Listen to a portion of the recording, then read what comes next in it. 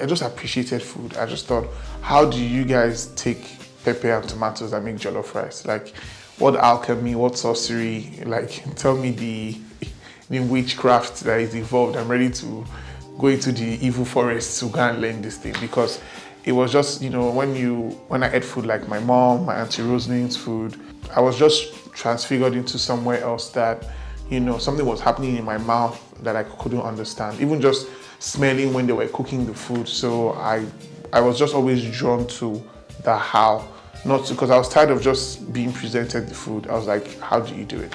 So that's what really inspired me to become a chef.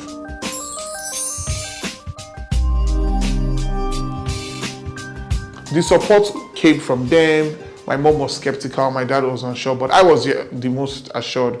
So one of my aunts, Auntie Yemi Shonubi, was the one who actually pushed me to apply for culinary school and just trust, you know, God, the universe, whatever, that it would all come together. And that's how I actually went to culinary school. So when it was time for me to go to culinary school, my family, I always say that I'm the proverbial child the village raised. Literally a village of people came together to contribute money to go to school. I was that child that when I was going to the airport, everyone was like, don't disgrace us, so don't disgrace us. So yeah.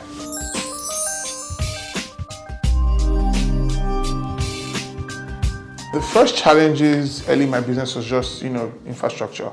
That's one of the first things. I didn't have a space, and also didn't really know what I was doing business-wise. I didn't have knowledge, I didn't have infrastructure, but I learned pretty quickly.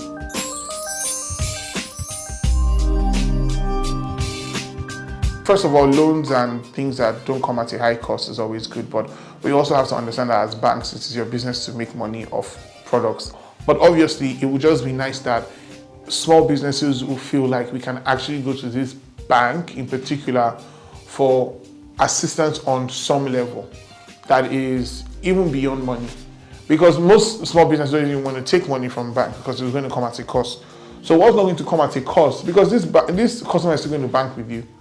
All right, this customer is still going to transact, you know, businesses that are doing at least 100 million or between 70 to 100 million a year. That's a good business for you, from one customer.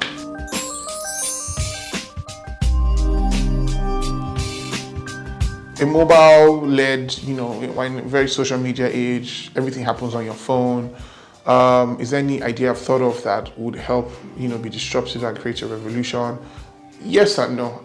I would say yes because, like, I use an invoicing system that kind of is synced. So in the office, if a customer sees an invoice, I know somebody has made a payment and it's logged on the system, I know.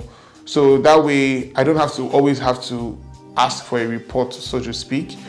So when I receive a bank alert, I also know what's happening on the invoice alert. So it would just be nice to, but it's not Nigerian done. Some of the Nigerian apps have not been so great. So this one is foreign-based people that made it, and it's quite good.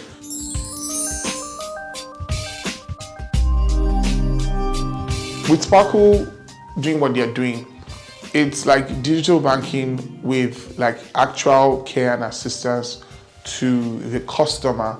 It's not just like, oh, give us your money, let's keep it for you. It's like, we're going to at least advise you on how to handle this money that you're having, opportunities to save this money.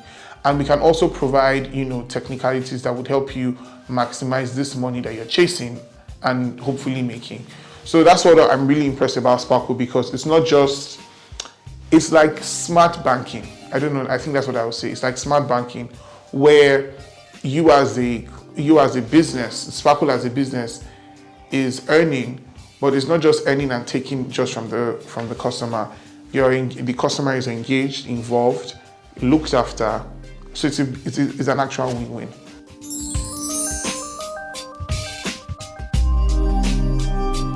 For someone who's trying to get into the business of food, I would tell them to actually be sure that they know about the business of food.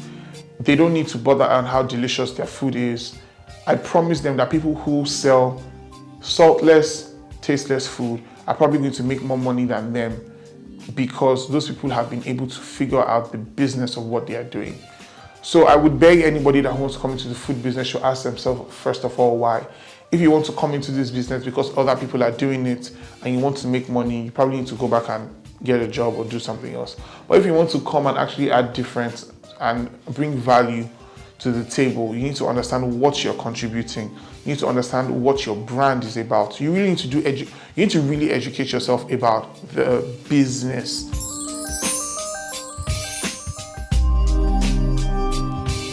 I take walks or go for a run if I want to, but I definitely enjoy swimming. So Bodyline they have what I think is the best pool. Well, Ikoyi Club has the best pool in Lagos.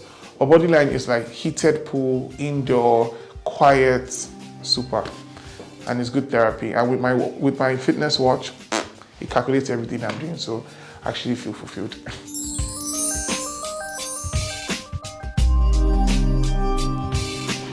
I'll wave that magic wand over my passport right now. I need it to be a color that will allow me to travel without thinking about it. I think that is one thing right now that I would love to have. But fam, the other things I can do with this magic wand.